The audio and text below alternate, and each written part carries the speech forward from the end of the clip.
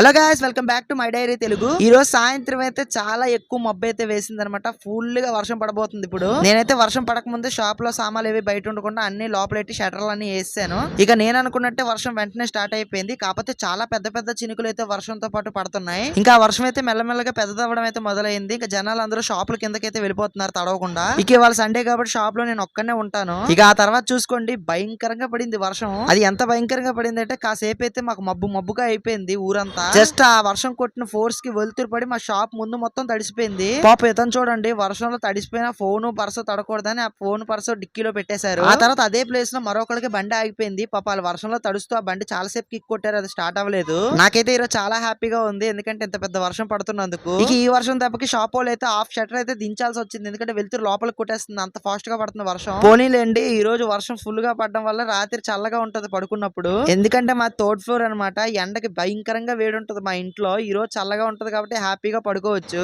నేను చూడండి వర్షంలో చిన్న పిల్లల్లా డాన్స్ వేసుకుంటున్నాను. మరి మీలో ఎంత మందికి ఇలా ఫుల్ గా వర్షం పడితే ఇష్టమో కింద కామెంట్ సెక్షన్ లో కామెంట్ చేయండి గాయ్స్.